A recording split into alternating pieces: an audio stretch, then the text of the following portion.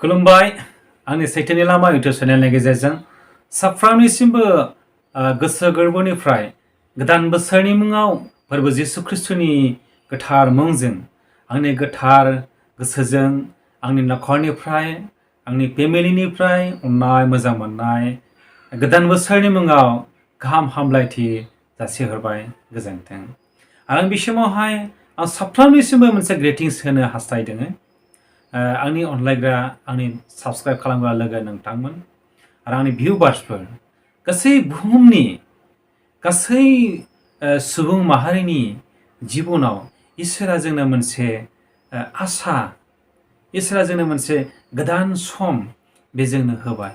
बेनिखायनो आङो आंनि गोसो गोरबोनिफ्राय जायफोरा माने दुखु दाहाजों बेंग्लबनानै थानाय मावरियाफोर, रान्दिफोर, बालन्दिफोर, दुखुथियाफोर, बिबायारिफोर, गासै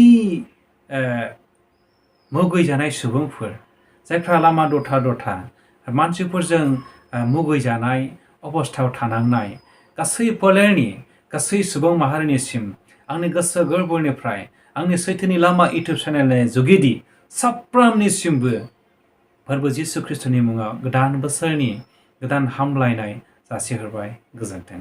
आरो आं बे समावहाय मोनसे बाइबेल पार्ट आं फरायनो हास्थायदों।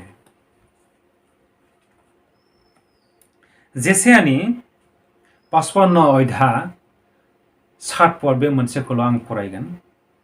दुष्टआ गावनि हुदा आरो अधर्मिया गावनि सिन्ताखौ नागारनानै फोरबोनिथिङै गिदिंफिनथों, अब्ला बियो बिनि सायाव गनखांगोन। बिसोरो जोंनि इसोरनि थिङै गिदिंफिनथों, मानोना बियो आग्लाय बिग्लाय निमाहा होयो।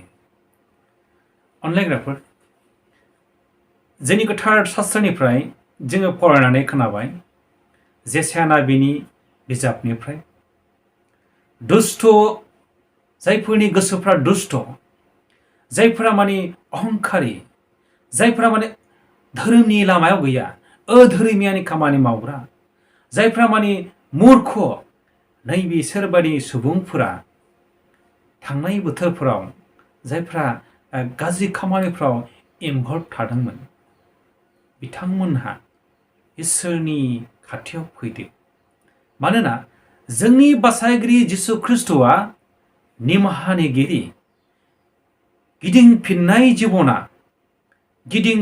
जिबना जोंनि गेजेराव इसोरनि खाथियाव अनखांजानायखौ लाबोयो। दिनैहाय इसोरा जोंखौ नेबोबाय बोसोरसे। बे बोसोरसे नेनायाव सोरबा गावनि दुष्ट आखुनि थाखाय लामा दथायाव गोग्लैनानै थैबाय, सोरबा बांग्रि आरो बानाफोरजों थैबाय, गोबाङा गोबां रोखोम जायगायाव आद्रि जाबाय। नाथाय दिनै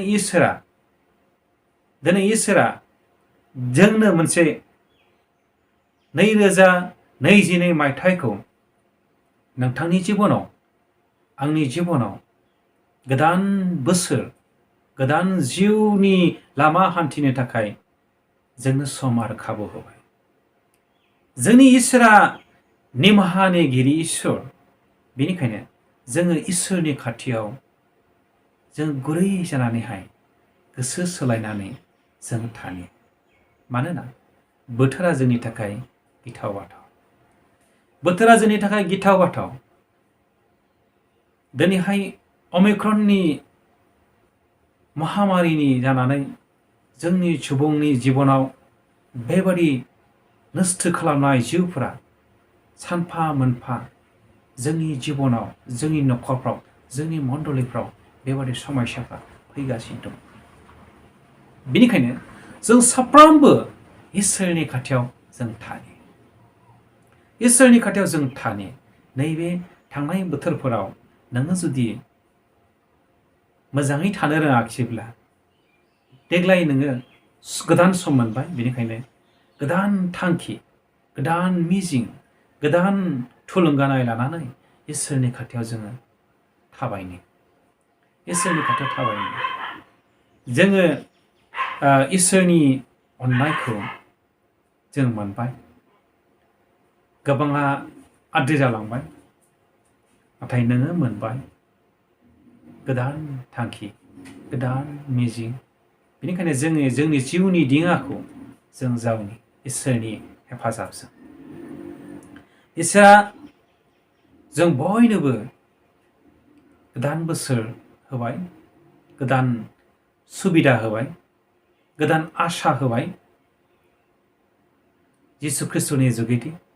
बेनिखायनो जों इसोरनि खाथियाव थानि, जों इसोरनि खाथियाव थानि। इसोरा जोंखौ दैदेनगोन। बे ग्रिटिंसनि गेजेरजों गासै आंनि आंगो लोगो नोंथांमोननिसिम, गासै फोलेरनो, गासै लोगोफोरनो अननाय मोजां मोननाय गोसो गोरबोनिफ्राय फोरबो जिसु ख्रिस्ट'नि मुङाव बे ग्रिटिंसनि गेजेरजों आग्लाय बिग्लाय फोरबो जिसु ख्रिस्ट'नि मुङाव गोजोननाय जासिहरबाय। गोजोन्थों।